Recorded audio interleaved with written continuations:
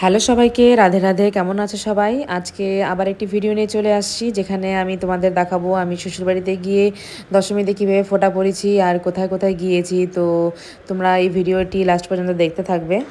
দশমীর পরের দিন সকাল সকাল রেডি হয়ে বাড়ি থেকে বেরিয়ে পড়েছিলাম। সাথে ছিল আমার অনায়ার পাপা, আর ছিল আমার ছোট বোন সোনু। ও এবার আমাদের সাথে গিয়েছিল। তো তারপর আমরা তেলিপাড়া মার্কেটে গিয়ে কিছুক্ষণ ওয়েট করছিলাম আমার ননদের জন্য। ও নাগরাঘাটা থেকে বাসে চেপে এসেছিল, আর সাথে ওর ছিল ওর হাজব্যান্ড আর দু ছেলে, মানে আমার দু ভাগনা। আর তারপর বীরপাড়া থেকে আমার শাশুড়ি মাকেও নিয়ে নিলাম গাড়িতে, কারণ আমার শাশুড়ি মা হাসিমারাতে ছিলেন। তো উনিও হাসিমারা থেকে বীরপাড়া পর্যন্ত এসেছিলেন, কারণ হচ্ছে আমরা যাব দুমসিতে। তো তাই উনি বীরপাড়া পর্যন্ত এসেছিলেন। তারপরে বীরপাড়া থেকে ওনাকে নিয়ে তারপর আমরা একসঙ্গে চলে গেলাম দুমসির জন্য। দুমসিতে আছেন আমার 3 জ্যাঠা শ্বশুর আর 2 কাকা শ্বশুর। তো হলো মোট 5টি বাড়ি, আর 5টি বাড়িতে আমাদের যেতে হবে ফোঁটা পড়ার জন্য। আর 5 বাড়ির জন্য আমরা মিষ্টি ফল অনেক কিছুই নিয়েছি। আর এটি হলো পুরোপুরি বাগান এরিয়া। তো তোমরা দেখতেই পারছো জায়গাটি কত সুন্দর। সত্যি জায়গাটি এত সুন্দর না, একদম মন ছুঁয়ে যায় জায়গাটি দেখে। রাস্তার দুপাশ দিয়ে ছিল কাশবাগানে ভরা, আর সামনের দিকে ছিল একটা শুকনো নদী। আর এই নদীতে শুধুমাত্র বর্ষাকালেই জল থাকে, আর সারা বছর এভাবেই পড়ে থাকে। তো এখানে রাস্তাটি খুবই খারাপ ছিল। তো আমরা কয়েকজন গাড়ি থেকে নেমে হেঁটে হেঁটে পার হয়েছিলাম। তো তোমরা দেখতেই পারছো চারদিক কতটা সুন্দর। আর আমরা পিকনিকের জন্য বাইরে কত দূর না চলে যাই, এখানেও কিন্তু আরামে পিকনিকের মজা নেওয়া যাবে। তো ফাইনালি পৌঁছে গিয়েছিলাম আমরা আমাদের সব থেকে বড় জেঠুর বাড়ি। আর আমার শ্বশুরমশাইরা ছিলেন মোট 7 ভাই। তো 7 ভাইয়ের এক বোন, মানে আমার এক পিসি শাশুড়ি আছেন। তো মোট হচ্ছে 8 ভাই বোন। আর এখনকার দিনে তো ভাবাই যায় না যে 8 ভাই বোনও হতে পারে। আর আমি ঢুকেই আমার নজরে প্রথমে পড়ে যায় ফুল গাছগুলি। আর এখানে সত্যি এত সুন্দর সুন্দর গাছপালা থাকে যে একদম মন মুগ্ধ হয়ে যায়। তো আমি সবার প্রথমে গাছপালা দেখতে চলে গিয়েছিলাম। তো দেখো, ইনি হলেন আমাদের সব থেকে বড় জেঠামশাই। আর ইনি হলেন 8 ভাই বোনের মধ্যে সব থেকে বড় ভাই। আর আমার শ্বশুরমশাই ছিলেন 5 নম্বর ভাই, কিন্তু উনি অনেক বছর আগেই আমাদেরকে ছেড়ে চলে যান। অনায়ের পাপা যখন অনেক ছোট ছিলেন, মোটামুটি 4 থেকে 5 বছরের ছিলেন, তখনই ওনার মৃত্যু হয়েছিল। ইনি হলেন আমাদের জেঠিমা। আর আমার শাশুড়ি থেকে যেহেতু উনি বড়, তো এই জেঠিমার হাতে আমার শাশুড়ি মা ফোঁটা পড়তে পারবেন। আর এখানকার যারা বয়স্ক মহিলারা আছেন, তো তাদের পোশাক এরকমই থাকে। আর এখানে আসলে মনে হয় যে নেপালে চলে আসছি। এখানকার পোশাক, এখানকার কালচার, পরিবেশ দেখে তাই মনে হয়। তো প্রথম ফোঁটা আমার শাশুড়ি মা পরে নিলেন, আর এরপরে ছিল আমাদের পালা। তো আমরা 3 জন বসে পড়েছি, যেহেতু অনায়ের পাপা বড় আমার ননদ থেকে, তাই বড় থেকে একদম সিরিয়াল যাবে, ছোট তারপর তার থেকে ছোট। আর এই জ্যাঠামশাই আমাদেরকে দেখে এত খুশি হন, সত্যি আমাদেরকে এত ভালোবাসেন। আর ইনি বলে না, আমার যতগুলো জ্যাঠামশাই তারপর কাকা শ্বশুররা আছেন, সত্যি খুব ভালোবাসেন। তখন মনে মনে খারাপ ফিল হয় যে নিজের যদি শ্বশুর আজকে আমার যদি জীবিত থাকতো, সত্যি উনি আমাকে কতটা ভালোবাসতেন। তো যাই হোক, কারো হাতে কিছু থাকে না। আমার এই জ্যাঠাদের আর কাকাদের কাছে এতটাই ভালোবাসা পাই যে শ্বশুরের আমার কমিটা ফিল হয় না। তো ফোঁটা পড়ানো কমপ্লিট হয়ে গেল। এখন আমার জ্যাঠামশাই আমাদের সবাইকে এক এক করে টাকা দিবেন। আর আমরা প্রত্যেকবারই বলি জ্যাঠামশাইকে যে আমাদেরকে টাকা দিতে হবে না, তো কম করে কিছু টাকা দিলেই হয়ে যাবে, 10-20 টাকা করে দিলেই হয়ে যাবে। কিন্তু আমার জ্যাঠামশাই কিছুতেই মানেন না। আর যেহেতু এটা আমার শ্বশুরবাড়ি, আমি যেহেতু ওনাদের বউ, তো আমাকেই সব থেকে বেশি এখানে টাকা দেওয়া হয়ে থাকে। আর তোমরা এখানে দেখতেই পেলে আমি কি করে আমার জ্যাঠামশাইকে প্রণাম করলাম। আমি কিন্তু পায়ে হাত দিয়ে প্রণাম করিনি। আমি এর আগের ব্লগেও তোমাদেরকে বলেছিলাম যে আমাদের নেপালিদের মধ্যে কিন্তু আমাদের মেয়েদের কোনো পুরুষের পায়ে হাত দিতে হয় না। তো তাই আমরা পাকাতে হাত দিয়েই এভাবেই প্রণাম করি। আর ছেলেরা নিজের জ্যাঠা কাকাদের এভাবে পা ধরে প্রণাম করবে, জেঠিমারও পা ধরেই প্রণাম করবে, কিন্তু আমি কারো পা ধরবো না। আর এরপর আমাদের সোনুও ফোঁটা পরে নিচ্ছে। তো ও এবার প্রথম এসেছিল আমাদের এই জ্যাঠা শ্বশুরের বাড়িতে, মানে দুমসিতে। আর ও এখানকার জায়গা দেখে সত্যি খুব খুশি হয়েছিল। তো এবার বলছিল যে আমি প্রত্যেক বছরই তোমাদের সাথে এভাবে যাবো ফোঁটা পড়তে।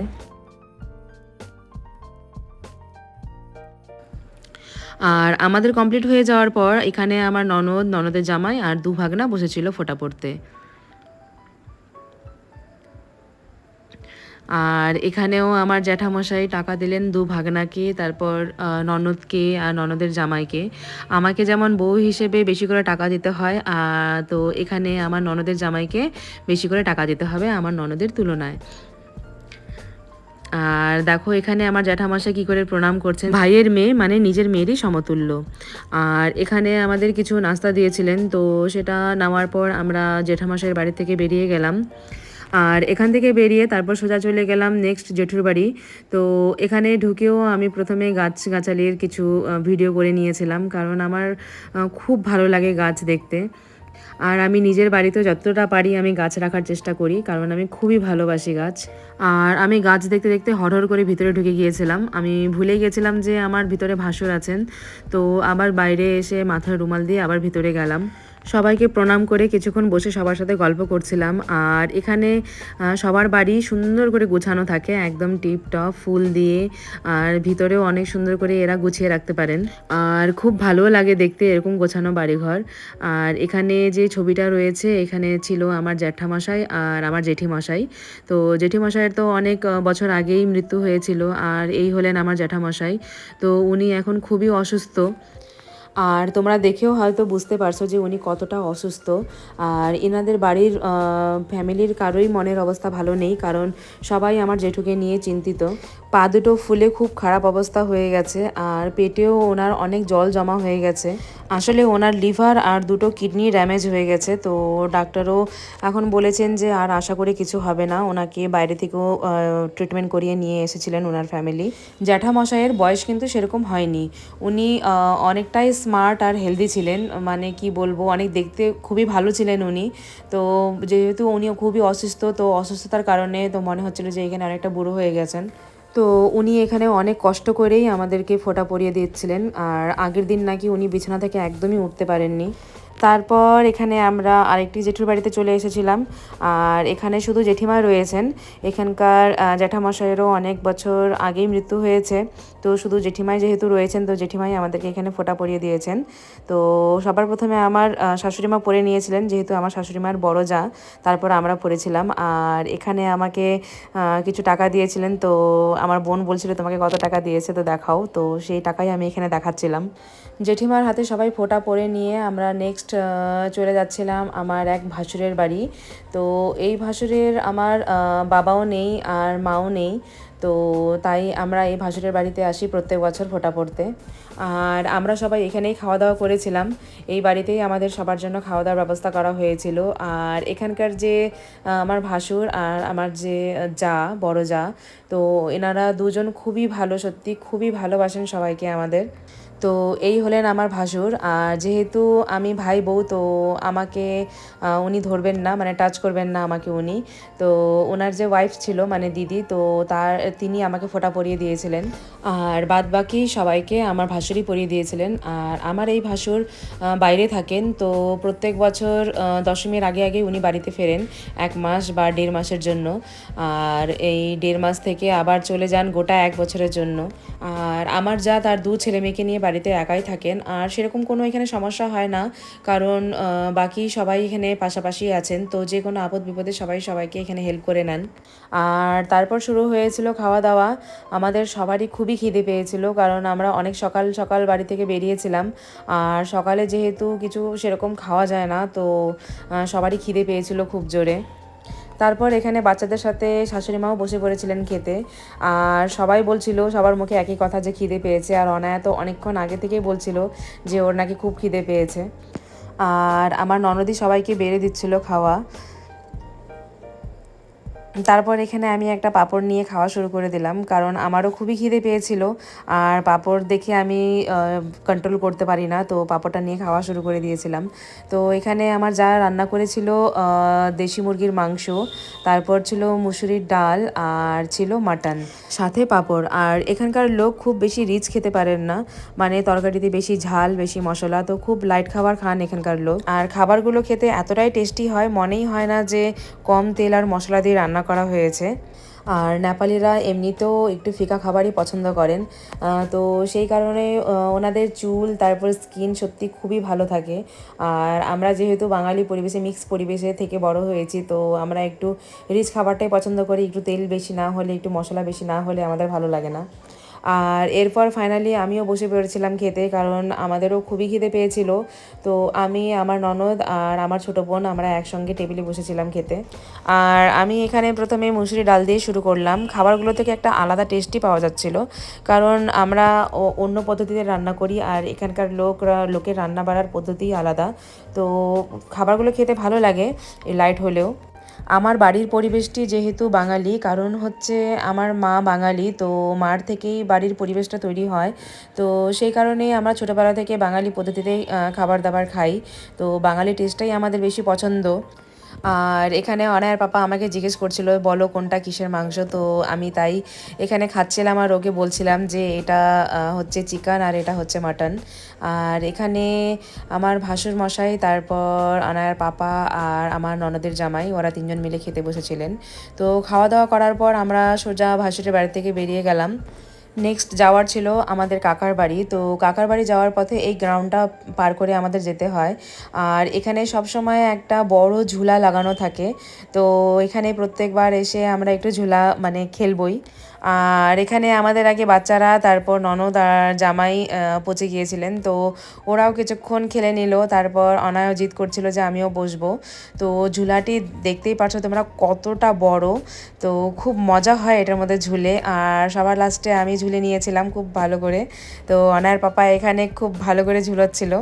তো নেক্সট চলে যাচ্ছি এবার কাকার বাড়ি। তো কাকার বাড়ি যাওয়ার পথে এই জায়গাটি সব থেকে ভালো লাগে আমার। একদম মনে হয় যে পার্কে কোথাও আসছি। তো এত সুন্দর ফুলগুলো ছিল এখানে, না ধরে আর একটু ভিডিও না করে পারলাম না। সবই কিন্তু বাড়ি, আর সবারই বাড়ির আগে পিছনে এত সুন্দর করে ফুল লাগানো থাকে যে একটু ভিডিও করে বা একটু ফুলগুলো না ধরে আর পারা যায় না। আর এখানে আমি একটি জবা ফুল দেখে অবাক হয়ে গেছিলাম, কারণ আমি আমার লাইফে ফার্স্ট দেখেছিলাম এই কালারের জবা ফুল। একদম ডিপ রানি কালারের ছিল ফুলটি, খুবই ভালো লাগছিল দেখে। তো চলে আসলাম এবার কাকার বাড়িতে। তো এবার আমরা সবাই এক এক করে পরে নেব কাকার হাতে ফোঁটা।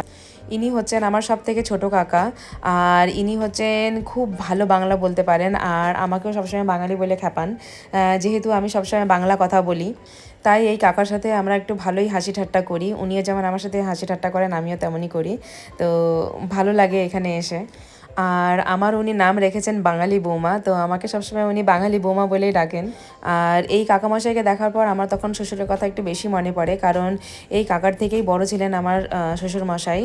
আর আজকে যদি উনি জীবিত থাকতেন তাহলে হয়তো এই কাকার মতনই দেখতে হতেন। আর আমার শাশুড়ি মা যেহেতু আমার কাকার থেকে বড়, মানে উনি বৌদি, তো উনি এখানে ফোঁটা পড়বেন না। উনি জাস্ট এখানে আমাদের সাথে এসেছিলেন, পাশে বসেছিলেন, আর আমরা শুধু ফোঁটা পড়েছিলাম। আর এখানে আমি টাকা দেখাচ্ছিলাম সোনুকে যে কাকা আমাকে এখানে 200 টাকা দিয়েছেন। তারপর এখানে আমি কিছু ফুলের ডাল নিয়েছিলাম, যেই জবা ফুলটি দেখে আমার খুব ভালো লেগেছিল। তো সেই ফুলের ডাল, তারপরে আরও কিছু ছিল, ফুলের নামগুলো আমার জানা নেই। তো কাকা সুন্দর করে ডালগুলি সুন্দর করে ছেটে ছেটে আমাকে কেটে দিয়েছিলেন। তারপর এখানে কাকার সঙ্গে একটু ইয়ার্কি মারছিলাম। আমি বলছিলাম যে তোমার একটু ভিডিও করে নিয়ে গিয়ে আমার মাকে দেখাবো। তো উনিও বলছিলেন তুমি আগেই বলতে পারতে, আমি হাফ প্যান্টে আছি, তো ড্রেস কিছু পরে নিতাম। আর তারপর আবার ফেরার পথে এই মাঠে একটু ভিডিও করে নিয়েছিলাম অনার পাপা আর আমি। যেহেতু মাঠটি এত সুন্দর, তো কিছু রিলস আমাকে বানাতে হবে, তো এই মৌকা ছাড়া যাবে না। আর তারপর দুমসিকে টাটা বাই বাই বলে আমরা বেরিয়ে গেলাম দুমসি থেকে। তো এটা হলো মাদারি রোড। এখন এই মাদারি রোড হয়ে আমরা চলে যাব ছ্যাঁকামারিতে। আর এই ছ্যাঁকামারিতেই ছিল আনায়ার পাপার নিজের বাড়ি। যেহেতু অনেক ছোটোবেলায় তার বাবা মারা গিয়েছিলেন, তো আমার শাশুড়ি মা 2 ছেলে মেয়েকে নিয়ে নিজের বাপের বাড়ির দেশে মানে হাসিমারাতে গিয়ে শিফট হয়েছিলেন। আর এখানে 2 নম্বর জেঠু আমাদের এখানেই ছিলেন। তো ওনারও ডেথ হয়ে গেছে, মোটামুটি 2 বছর হয়ে গেছে। তো এখানেও শুধু জেঠিমা আর তার ছেলে বউরা আছেন। তো এখানে লাস্ট আমাদের ফোঁটা পড়া।